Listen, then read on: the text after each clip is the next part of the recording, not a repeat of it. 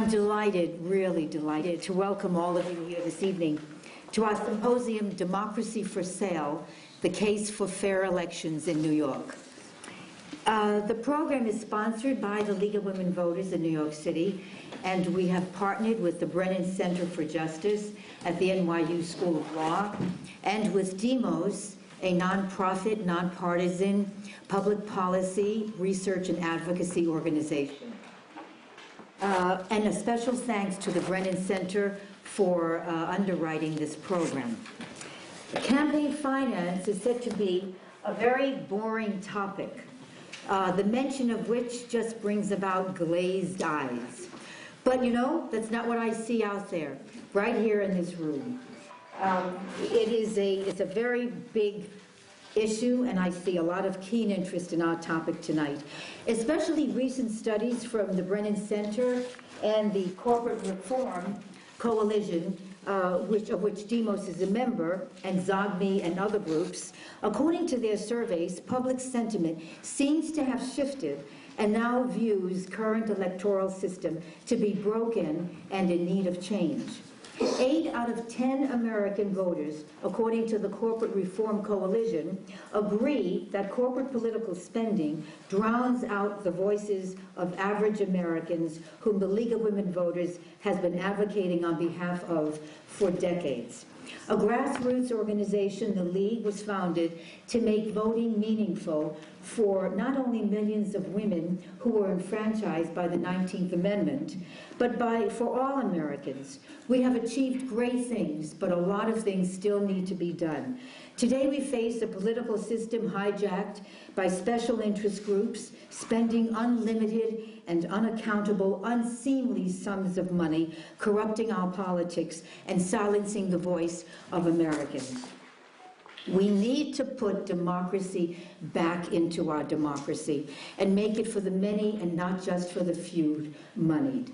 There are many initiatives I'd like to point out so people don't get too confused, currently underway to ameliorate the polluting effects of money in politics. There's public financing, better disclosure laws, restrictions on housekeeping accounts, even a constitutional amendment, and more.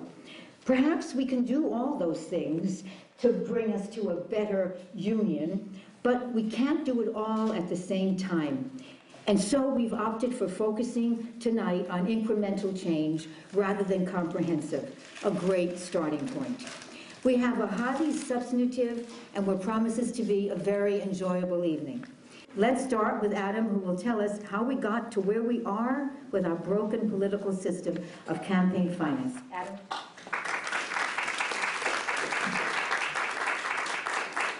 Thanks, Meredith. And I want to thank the League especially. It's a terrific opportunity for the Brennan Center to partner with the League and with our friends at DEMOS to bring this event to you tonight. So we're very grateful for the opportunity to work together. Use the mic. Get the mic closer to you. How's that? A little better? Yes. All right. You know, I've been asked to talk a little bit about how we got here and where we are, and I think I'll start just by responding to the observation that talking about campaign finance often results in glazing over of the eyeballs, and I think that is certainly true. But I think that while it may be that campaign finance reform is sort of thought of as a very wonky, very arcane issue, I think if you talk about money in politics, particularly after the election experience that we've just had in 2012, I think that eyes light up. I think that certainly the people I talk to, but I think across the country, especially folks in the swing states that have been just barraged over the last year with these horrible negative attack ads, money in politics is something that now the public is starting to understand, and voters, average voters across the country and here in New York City, New York State, care about passionately because they sense that something is profoundly wrong with the way our elections are functioning, and more importantly than that, with the way our government works. And there's a perception among the public, I think, that the distorting impacts of money on the policies that our elected representatives debate, the policies that they enact, are profoundly influenced by the money that's flowing into our political system, and I think they're absolutely right about that. I want to take a quick moment while I'm on the general subject about money in politics to talk about the sort of what I see as the conventional wisdom coming out, or the general understanding of what just transpired in the 2012 election. And I've seen this again and again and again, which is, just a short phrase, that big money lost.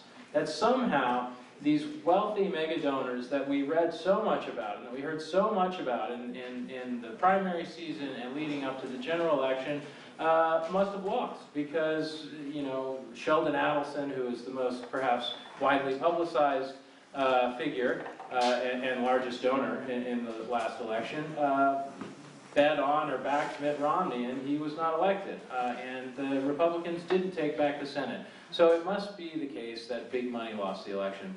Well, I think that's profoundly wrong, and I think it's not only the wrong answer, but it's also asking the wrong question. What do I mean by that? First of all, it's just not the case that big money lost.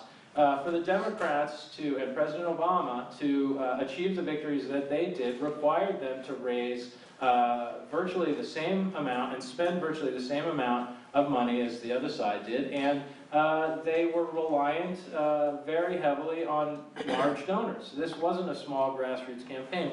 It's true that President Obama raised an unprecedented number of donations, had small donations from the largest number of contributors of any campaign that we've seen historically.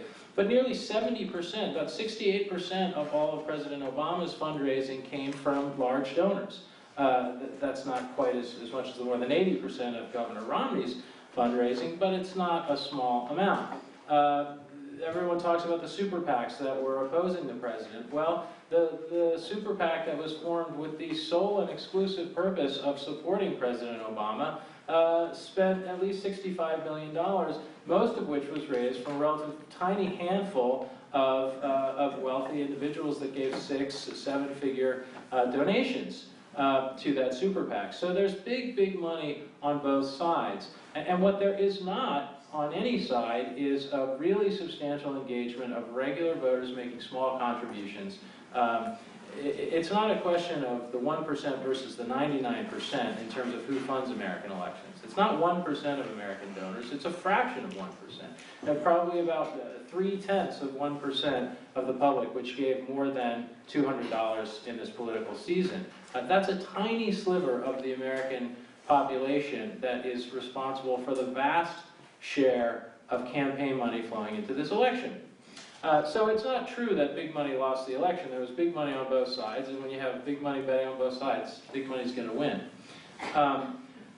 But asking about the influence of money on our government and our political system based on the tallies that we count up when we watch the returns coming in on election night is the wrong question, because the influence of money on our political system is not about election day, it's about governance. It's about what happens in our legislatures, in our executive agencies after election day when they set upon the task of governing the nation, whether it's at the state level, the city level here, or in Washington. And the fact is that the influence of money on governance is profound.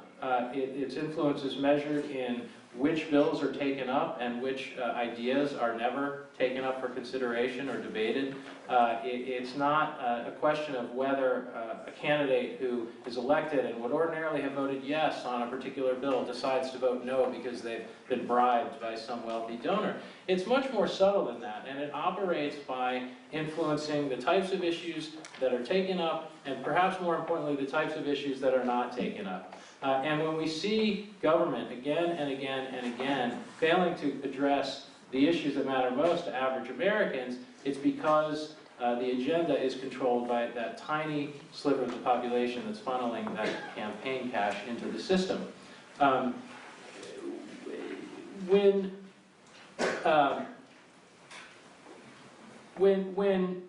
we look at candidates trying to sort through the pressures they're under based on these financial constraints and enact good policy, I think it's also important to realize that these candidates are under unbelievable pressure to raise huge sums of money if they want to keep their jobs. The price tags associated with running for office have increased at a steady and impressive rate, and the result is that if you don't raise a huge campaign war chest, you're going to be very unlikely to win your next election. And so the amount of time candidates spend dialing for dollars is vastly increased for what it was previously, and that's another way that the money distorts the system. Now, I've been asked to talk a little bit about how we got here, what the history is, and I don't want to spend too much more time talking about that, but I do want to talk about a couple of events along the way that have been crucially important. First, to go back to the Watergate era, after the scandals of Watergate, Congress passed the Federal Election Campaign Act, which has in many ways set the basic infrastructure for the way our campaign finance system works or doesn't work today. As part of that, they adopted a system of public financing for the presidency, and for a couple of decades, the presidential public financing system was incredibly successful. It didn't, it was never modernized, and it was never funded adequately in recent years, so the system is now not working and needs to be repaired. But the public financing system was a huge and important development, and it was the most important reform, I think, for those many decades. As soon as this bill was passed, it was challenged in court, and it went all the way up to the Supreme Court in a case that was decided in 1976 called Buckley versus Vallejo. And in Buckley versus Vallejo, first, the Supreme Court upheld the presidential public financing system from a First Amendment attack, and it did so on the theory that this was not a law that in any way attempted to suppress or restrict speech. This was a law that gave funds to candidates to create more speech, more political debate, and that was completely consistent with the First Amendment, and so that was what allowed the system to continue. I think it's crucial as we talk about designing public financing systems for the state and looking at what we do here in the city to bear in mind that basic conclusion that the court reached, which was that more speech is constitutional and it is good for democracy. It also, though, came to two other conclusions. On the one hand, it upheld contribution limits. It upheld limits on how much you could donate directly to a candidate, so that today we have limits. At the federal level, it's $2,500 per individual per election cycle. New York has contribution limits that they're a bit high, many, many times what we can give to federal candidates. But the court upheld those. At the same time, it struck down limits on how much individuals could spend on behalf of themselves. So it created this distinction between contributing to a candidate versus making expenditures. And this has been highly criticized, widely criticized, and may not make sense in a lot of ways, but it is the law of the land since 1976. The crucial step in the evolution of this principle that expenditures cannot be limited, though contributions can, happened 2 years ago when we had the Citizens United decision. And in that decision, that decision, of course, is famous for what it said about corporate speech and whether corporations are people. But the crucial piece of that decision was that the court said, as a matter of law, it said categorically, spending that is independent of a candidate cannot be regulated, essentially. And so what that has done is it's created a dynamic where candidates are scrambling to raise enough money to be able, and they're doing it in those limited increments, to try and respond to outside groups that have the ability to raise checks in 6, 7, 8 figures and raise unlimited contributions and then make unlimited expenditures. And so the current reality is, because of the attempts to regulate our campaign finance system and because of the Supreme Court's decisions on this, we have a reality in which outside groups run by special interests, wealthy, deep-pocketed donors, can play a dominant role in elections. Now again, if you're a candidate facing the prospect of a super PAC or a shadowy nonprofit group spending $1 million in your race, you're going to want to raise as much money as you can. And all too often today, our candidates, as a result, are turning to that 1/10, 2/10, 3/10 of 1% of the American public that can give them a $2,500 check, or in New York, a $58,000 check. Or unlimited, depending on the way you want to route the money. But in any event, what we have is a situation where, unless you are willing to do what it takes to raise money from these wealthy donors, or unless you happen to be named Michael Bloomberg and have all the money yourself, you're not going to be able to compete in this election environment. So I think what we need to do is create a third way, an alternative avenue, so that candidates who care about their communities, care about politics, want to get in there, want to serve their communities in their state or their city or their country, can do so without having to sell out to the wealthy mega donors or to limit the number of folks who can run for office to the millionaires and billionaires. The plan that we're going to talk about tonight, that we have been pushing with all the groups, with the League and Demos that have sponsored this tonight, is for a small donor system of small donor matching funds. It's similar to what we have here in New York City, which has been wildly successful at rooting out corruption and bringing more diverse donors and candidates into the system. And it's fully constitutional. The Supreme Court's rulings in Citizens United, going back to Buckley, make clear that the type of model we're discussing, which elevates speech, increases political debate without silencing any voices, stands on firm constitutional ground. So with that, I think I'll turn it over to the next speaker. Thank you, Adam. Okay, just to remind the audience, so Barbara will talk about why is now the right time to push through campaign finance reform in New York State. What's different about now? Thanks. Thank you. I look around this room, and probably at least half of the people in this room have lobbied with me over the 3+ decades that the League has done this. So I know I'm talking to the converted, but Adam talked about how we came to this point, and I'm going to tell you a little bit about why this may be a better than average time to do this. In the past, and as all of you League members know, the League has been doing this for a very long time. We have always believed that small donor participation is the way to go because it increases citizen participation and does what the League cares so much about, and that is it improves voter participation. So we have long held that public financing with small matching donors is the way to go.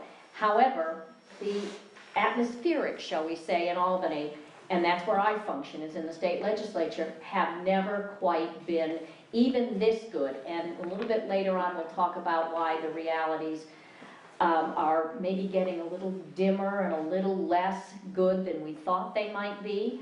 However, I will say that going back as far as George Pataki, the League has been involved in negotiations around legislation that does get put in, either from the Assembly side, not ever from the Senate side, which has been governed by, ruled by the Republicans for all but 2 years of the last, 40-some. But those bills, it's almost as if you can envision the kind of back room that sometimes politics goes on, and it's almost as if they get together at some point and say, okay, Dean or Ralph or Joe Bruno, whoever of those 3 or 4 majority leaders were, I'm going to put a campaign finance bill in, but I don't have to worry about you, do I? And the majority would say, no, you don't have to worry about me. So one party would put it in, and it would go absolutely nowhere. But finally, we got Governor George Pataki interested in campaign finance reform, or so we thought, and he came out with a governor's program bill, which of course needs to be then sponsored in the legislature. So we got called into his office, and a colleague and I were asked to go through the legislation, and would we then stand up at a press conference and say wonderful things about the governor introducing this piece of legislation. So as many of us in the good government community do, we now have crafted a good cop, bad cop kind of routine. And so I drew the short straw, and I became the bad cop that day. So when the door opened, and in walked the governor, and he was very tall, as you know, and he put his foot up on the table, or on the chair, and he leaned on it, and he said, okay, are you going to stand, you've read the legislation, you're going to stand up and support me on this? And my colleague Blair Horner said, well, these are the good things we think are in this piece of legislation, But of course, we need to go put this through our boards because we don't get to make those decisions alone. No, no, no, no, no, I have to know now. Can't leave this room with the legislation, have to know now. Okay. So we kind of figured that's what he would say, because that's usually what governors do say, can't leave this room. So I said, well, Governor, we think there are a lot of good things in this legislation, but I have a couple of questions I think need to be asked first. And so I said, are you prepared to go out there today and give your promise that you will do everything possible to pass this piece of legislation through your Republican Senate and through the Democratic Assembly? And two, will you go out to all of the areas, Buffalo, Rochester, Syracuse, all the way down the city, out on the island, and will you use the bully pulpit to advocate for this piece of legislation? And then three, of course, you will sign it when it gets passed. And he looked right at me and he said, no. So we went out and we said, we'll compromise. We'll go out. We will not stand with you because we can't. Our reputation is on the line. My organization's reputation is on the line, and I've heard the same thing. So we went out and we stood in opposite corners of the Red Room, and he did the press conference, and then the press came to us, and we said, well, this is good, and, you know, we need the governor, and we did our little spiel. And it never went anywhere. Never went anywhere. Then we got Governor Spitzer. And he was a campaign finance champion, but he didn't stay long enough. We don't have to go into that. So then we got to Mr. Patterson, and there were deficits. And along that line with Mr. Spitzer, and he did do one budget, and in that budget was $1.5 million that would go to the State Board of Elections, which is in our state, and I see Doug Kellner sitting over there, so I'm going to be very nice to the State Board tonight.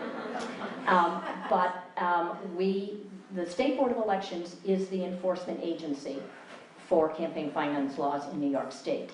They are an underfunded agency that also has the responsibilities to administer all of the elections throughout the state. But they also do enforce campaign finance laws.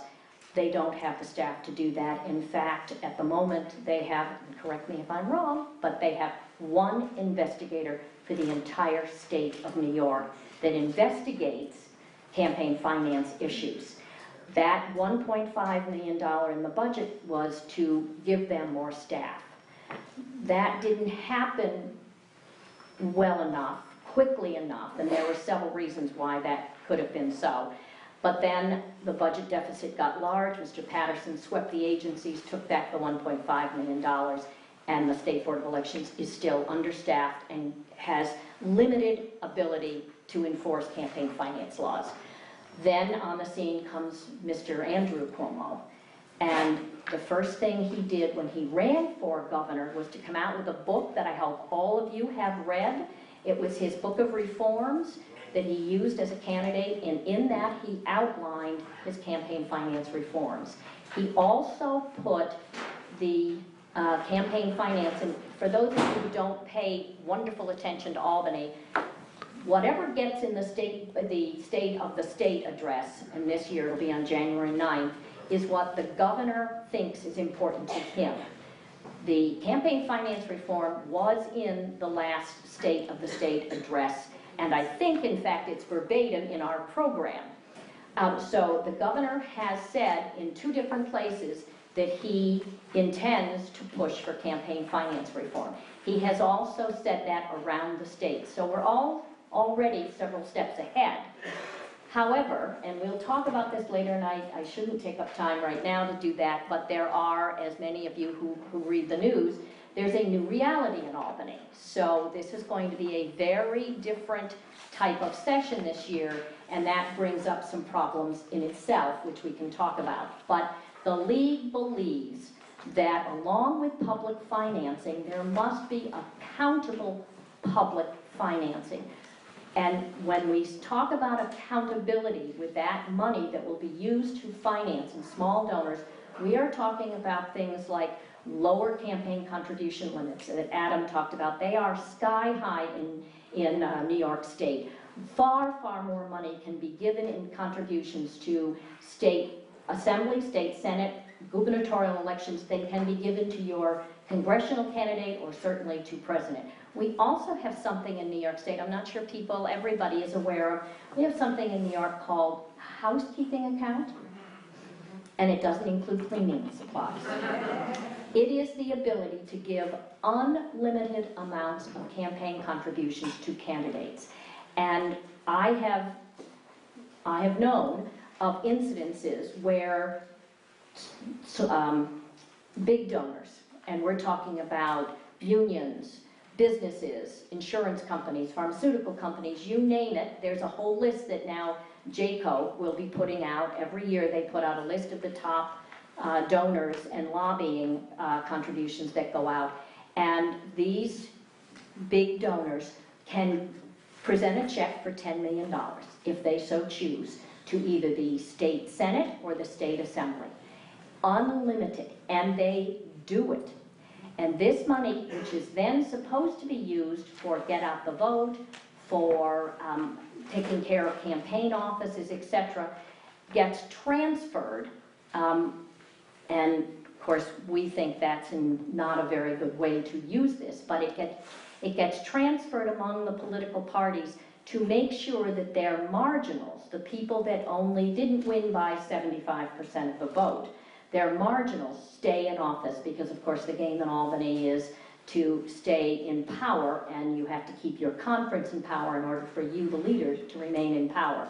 So the League has always said we should ban housekeeping accounts, we should lower campaign contributions limits, we should get rid of, or we should embolden, I guess that's a better word, embolden the State Board of Elections, either with an independent entity that would enforce campaign finance laws, or give the State Board more money to do that with the strict guidelines that they must use it to beef up their campaign finance investigative staff.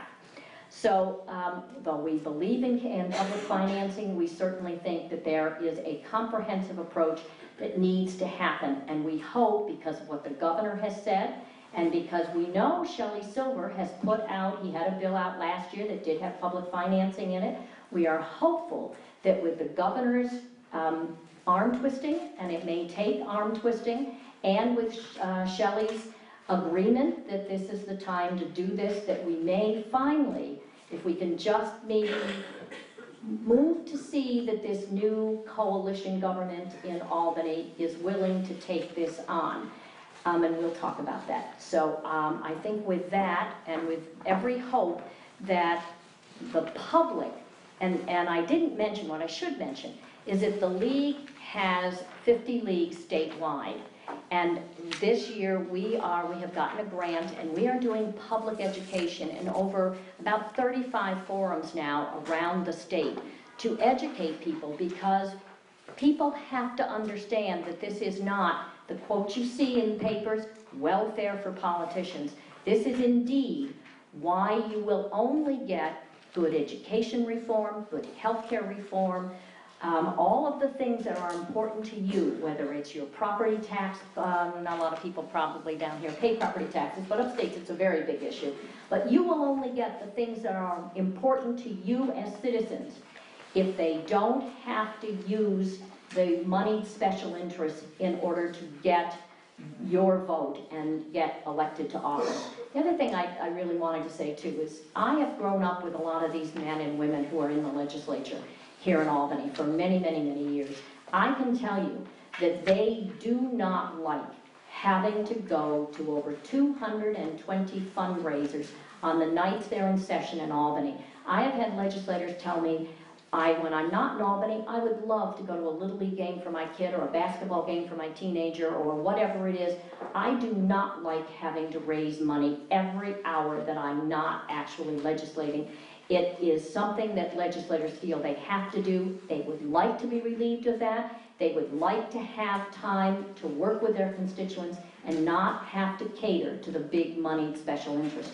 Public financing is the only way that they will represent you better, be more responsive to you, the voter, and it is the only way that you can assure that democracy will remain the way we would like to see democracy in the state of New York. And with that, I'll turn it over to Barbara. Barbara, thank you. Just like to say that Barbara's right, this is not comprehensive reform, but we have to start somewhere with public financing. Let's help relieve these lawmakers of constant fundraising. I think it was Adam who said something about most of the people who bothered to come here tonight are probably already convinced about the importance of the subject, or you would be, you know, watching NCIS or something. And I'm sure there's something to that. So I'm going to shift the tone a little bit, and not try to persuade you as much as give you some ammunition. I'm going to speak from the piece of paper that has bar charts on it that was on all of your chairs. I want to tell you a little bit about the organization I run before I do that. The Campaign Finance Institute is not an advocacy organization. We're C3. I'm a professor at the University of Albany. We let the scholarship fall where it may. We don't really care who we offend.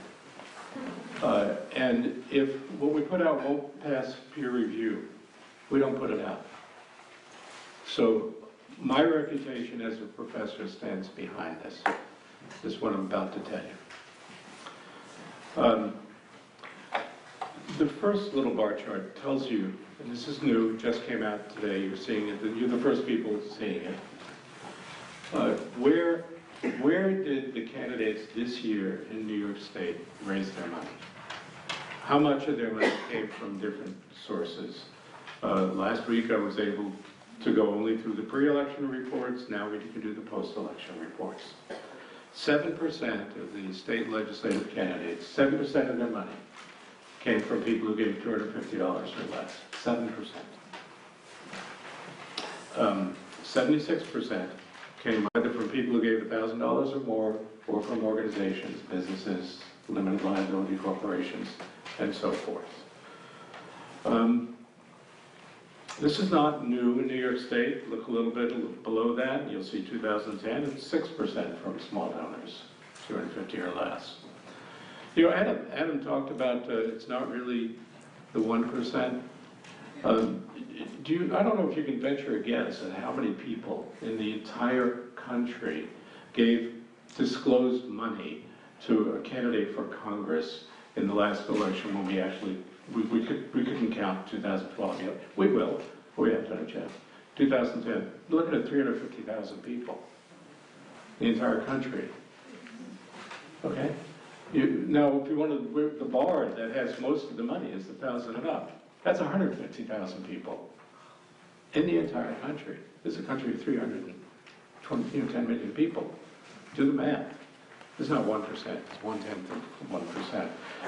In New York State, if you go down, not just the disclosed money, but reasonable estimates of the undisclosed, all of the money in New York State comes from 0.5% of the adult population.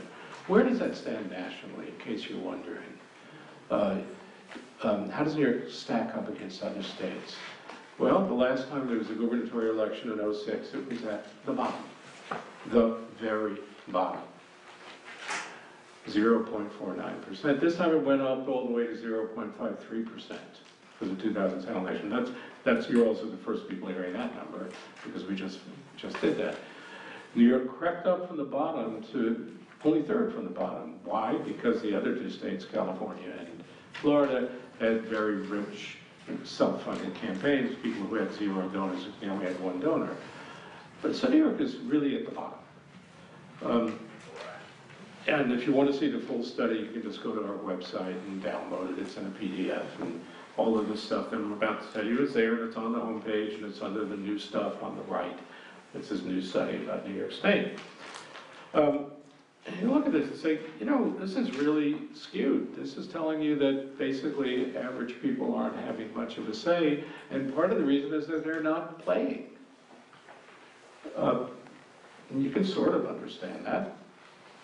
So you ask the question, what about what if the state really did try to go to a model that was like New York City's? Well, what if you went to a model that tried to give candidates an incentive for reaching out to small donors? We have, I say Mark Green, we have candidates in the room who've done this. Well, the answer is that if you took the exact donors who gave, we did this, and we modeled it, and we did put contribution limits, that's in the silver bill, we imposed that in this chart. We assumed no more than $4,000 per donor, and then we said, what if you had a 6-for-1 matching ratio? And the answer is that instead of 6%, well, it's simple math, simple multiplication, the small donors would be worth 5 times as much, 30% of the total take. Just do that, but nobody in the world believes that if you gave candidates that kind of incentive, that all you'd have is the same old donors. Everybody understands that the point of the exercise is to give candidates a reason to go into neighborhoods and bring out new people. Now, even if they had a really small increment, which is double the number of donors, that's not a huge amount because they don't have that many now. Then you get to this, the bar chart that's down there at the bottom. 54% of their money comes from small donors. Now, is that just purely hypothetical? No, that's exactly the way it works in New York City. But in New York City, candidates who take the match get roughly 2/3 of their money comes from people who give small contributions or from the match that those people stimulate. People who don't participate raise about 10 to 15% of their money from small donors. It is a totally different picture.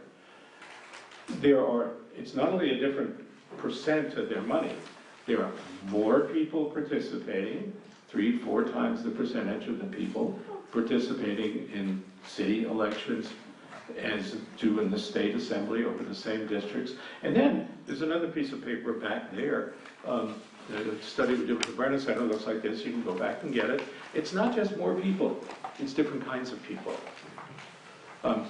It's when we started plotting where people came from in census block groups. A census block group, for those of us who live in the city, we know what this means. It's basically a city block. For city council, about 1/3 of the census block groups in the country had any donors, mostly concentrated in places like the Upper West Side, the Upper East Side, and so forth and so on. For the assembly, and again, for the city council, talking about roughly the same size districts, roughly the same kind of politicians, some of them move from one office to the other, the same people, 90% of the census block groups had donors in them. And most of them had more than just 1, 2, or 3 donors. They had a significant number of donors.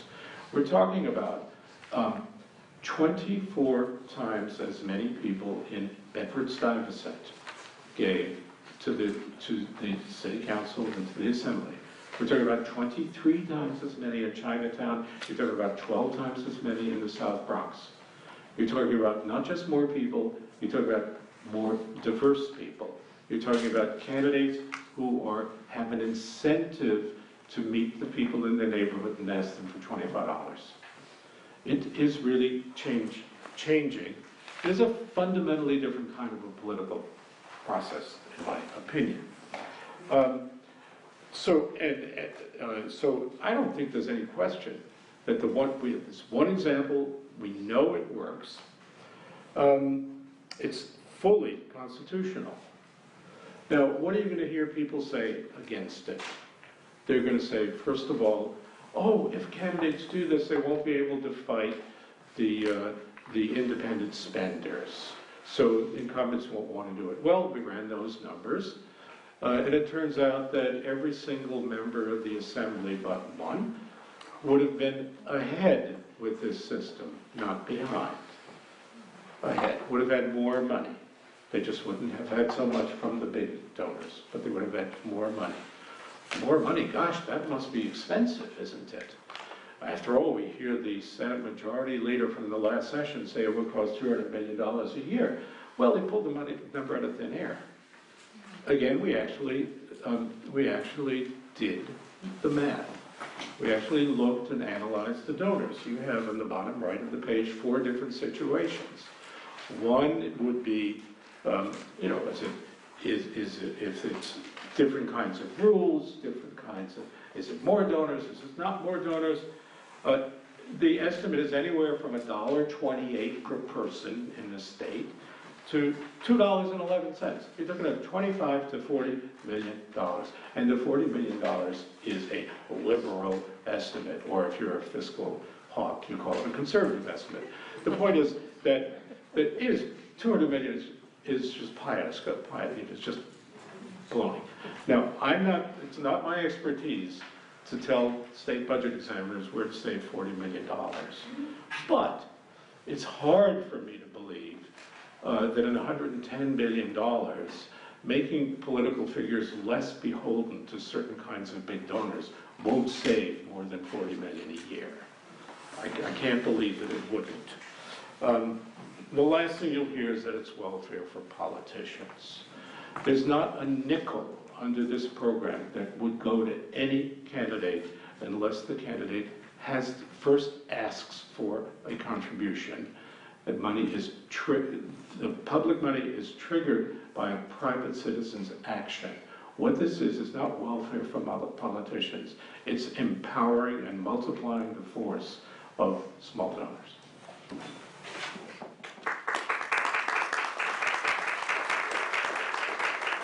Thank you, Michael. Thank you very much. And now we get to what it's really all about, and that's how it translates into governance after the election. And with that is Miles Rappaport. Miles. Well, I want to do just a few statistics to pile on the how bad is it. But mainly I want to bring a message that I think we're in an extraordinary moment of opportunity, both in New York and in the country, for change, if we do it well and if trends continue. I want to give you a little, and then I want to give you just a little bit of perspective from the state of Connecticut, where I served as Secretary of the State and where I'm still a Connecticut voter, and where we have had a public financing system for the last 4 election cycles, and we know a little bit now about how it really works, and it really works. So, just a little bit of new statistics from the 2012 elections that we've studied about sort of the money figures. One is that the total amount of money spent on federal races in 2012 is a little over $6 billion, which is a record, and it's a record that we would have every reason to expect will be broken each and every time.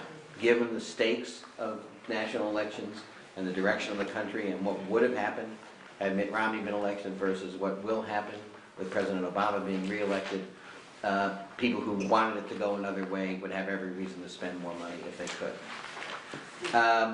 The super PACs that have been unleashed by Citizens United, every single thing that people said about them would happen, has happened, with the exception, I want to come back to that, what Adam raised, which is that they didn't win. They didn't win the elections, which is big, but it is not a determinative factor. Romney, here's just to give you a little bit of a scope of the size of the super PACs. Mitt Romney and Barack Obama combined raised $285 million from donors $200 and below. That's what they raised for the two of them. In order to match the same $285 million, looking at the donors to the super PACs, that $285 million from somewhere around 4 or 5 million people, because it was, their average donations was not $200, it was much less than that, of the small donors, was matched and equaled by the 61 top donors to the super PACs. Okay? So those 61 donors gave an average donation of $4.7 million apiece, topped, of course, by Sheldon Adelson and the Koch brothers, but with a very small number. Another interesting statistic is that about $350 million was spent by outside ads in the presidential campaign. 37% of that was secret money. It was money that we will never know the sources of it, because it was given through 501c4 organizations and 501c6 organizations that are under no obligation to report their donors at all. Even, they have less obligation, as you know, than even the super PACs. The super PACs at least have to disclose their donors, but if you're a 501c4 or a 501c6, which is a trade association, you don't even have to disclose. The issue of where the money comes from to finance campaigns is a major issue, and it's not only a partisan issue. If you list the wealthy, if you compare the views in the country on some key issues that we're facing now of the wealthy donors, people 100,000, in this case, not the super wealthy, but just people over $100,000 of income versus the general public. The wealthy respondents, 32% say solving the deficit is the most important issue confronting. Of the entire public, 13% say solving the deficit is. Conversely, among the general public, 26% say that getting unemployment down is the most important issue, whereas among the wealthy respondents, it's only 11%. So you're skewing the concerns of that. Here's my favorite one. In terms of skewing policy outcomes, here's the following statement. The federal government should provide jobs for everyone able and willing to work who cannot find a job in private employment. Implication, a major public jobs program would be really important in terms of getting us out of the recession. In terms of the general public, 53% of the general public are in favor of that. And among the affluent respondents to the poll, there's a very recent poll done by a coalition of groups, and a study done by Benjamin Page, Larry Martels, and J.C. Wright. But in the affluent, 8% say that a public jobs program would be in order. So, obvious question, how much discussion have you heard about a public jobs program in the last, basically zero? And how much have you heard about the deficit as the most important problem you have to solve? Basically everything. Another cute, in quotes, statistic. The Adelsons gave it's actually more than this, but $52.2 million was what they reported in the pre-elections given to super PACs and candidates. It's now gone over $100 million, just the two of them. That's about, don't feel bad for them. I know they lost, but don't feel bad for them in terms of financially speaking. It was 0.21% of their net worth. It might be up to 0.3% of their net worth, which would be the equivalent of an average family contributing $175. So how many average families contributing $75 would you need to balance out the Adelson's contributions? Only 322,000 people in order to balance them out. So, as you all know, something's slightly wrong with this picture. Lastly, there is a racial element of this as well. There's we at Demos care deeply about issues of racial equity and economic equity. But in the Bartels and Page study, they basically have said that the bottom third of the income distribution can be shown, through a very, very careful study, to have absolutely no influence in the decisions of people in elected office, the bottom third. That's 53% of all the African Americans in the country, 45% of all the Latino Americans in the country, 32% of white Americans, and 30% of Asian Americans. So this is a real problem. And I want to give you one example of the skewing. This is my color commentary of this, because I had the privilege of running for office, running for the United States Congress, and being one of those guys who had to spend all their time raising money. So I'll give you one snapshot of an evening that I spent, which was they gave me the list of the $1,000 donors to a current sitting congressman in Connecticut and said, call these donors. There were about 100 of them on the list. So I get a bag of potato chips. I probably should have used celery. A bag of potato chips, a big bottle of Diet Coke. I lock myself in the room and I call all these people. And so if you think about it, the people who can give $1,000 in discretionary into a campaign, it's a very small amount. We're not talking about the super rich, but we're not talking about people who are having trouble affording daycare for their children. It was the auto dealerships and the Wall Street executives and this, that, the other thing. So all I do all night long is talk to these people who complain that welfare chiselers are getting too much money, that environmental regulations are ruining my business, that taxes on business are too high, taxes on wealthy people are too high. And my job, and I imagine, so I got a fairly strong backbone as a candidate, I know Mark did too. But, you know, my job is not to convince this person that they're wrong. My job is to get the check. So about halfway through the night, I'm starting to say, well, you know, you got a real point there. And I hope that when I'm in office, you'll come down to Washington and we'll talk about it and we'll really compare our perspectives. And what I really want to say is, you are so full of it. I don't want to listen to this anymore, but you can't say it. So anyway, imagine that happening every night, 28 nights a month, for 12 months. And you start to say, well, what is it that people in politics think is the problem? It's the problems of the people that they're talking to, which are the donors, et cetera. Which is why I am such a firm believer, and Mike, I thought your statistics are great in public financing. I'm going to come back to that. But let me say a minute about the moment that we're in. I've been working on democracy issues actively, whether in Connecticut politics as a legislator or secretary of the state, or as an advocate for a long time. I have never seen a time where the issues of democracy were as front and center in our public debate. If you did a media analysis for 2012 of how many news segments there were about super PACs or the Adelsons, I mean, everybody knows who they are. Everybody around the globe knows who they are. You know, and if you also did the same look in terms of voter suppression, voting rights, voter identification laws, you know, barriers to the ballot, voter registration snafus, it's huge. So I think we have a moment where, in Mark's phrase, there's the possibility to adopt the notion of money out and voters in as a way of restoring our democratic process. So I just think that is happening in the media conversation in a way that gives us an opportunity that we have not had in a very, very long time. And it's also this goes to the point you're making.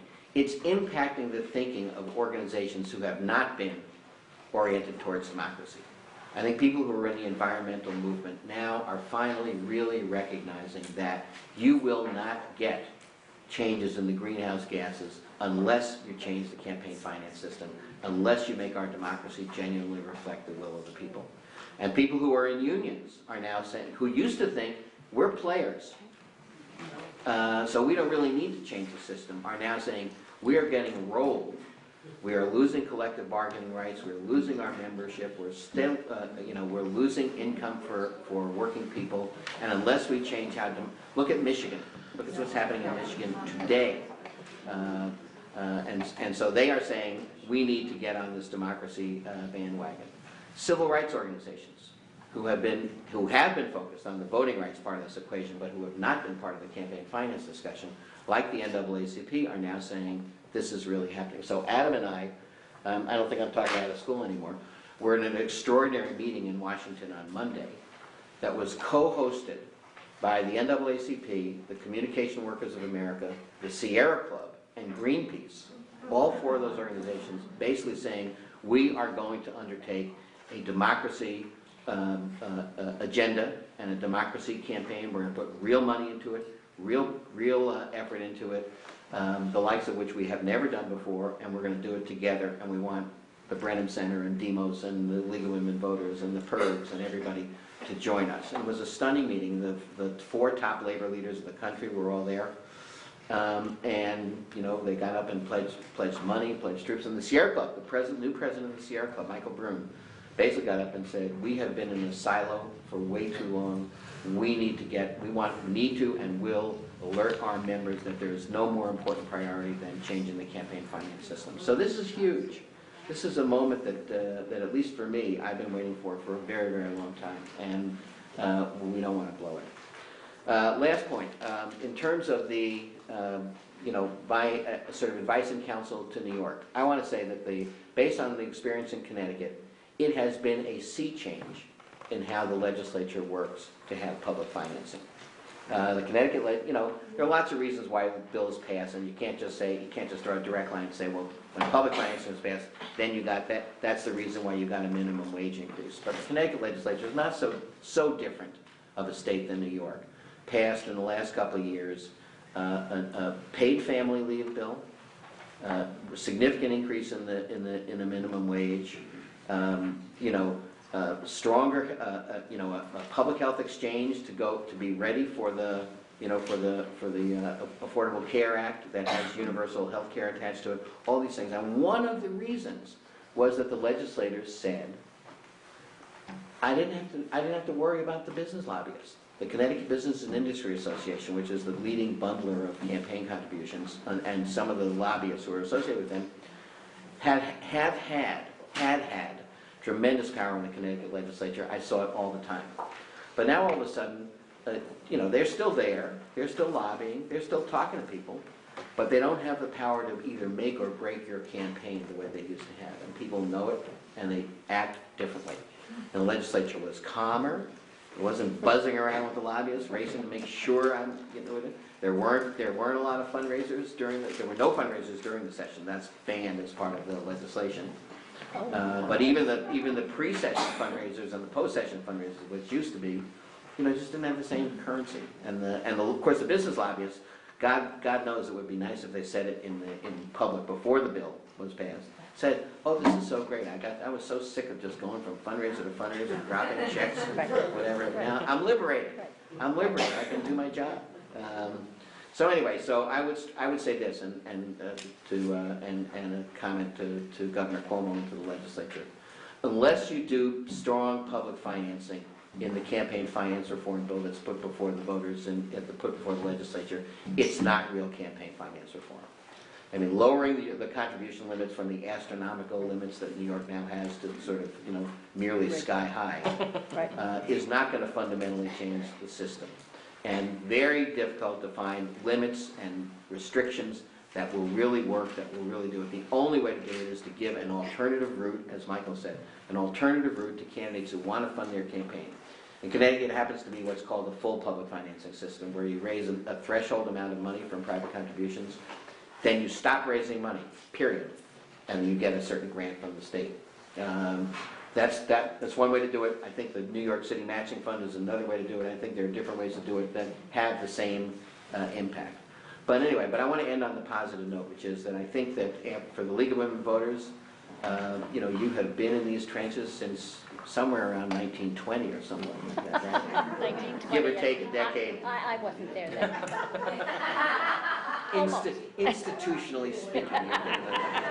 Demos, we've only been in it for 12 years. But by the way, let me say a word about Demos. Demos is a public policy center focused on two fundamental issues: economic fairness and the widest sharing of America's prosperity, and creating a vibrant and inclusive democracy, and understanding and acting upon the linkages of the two.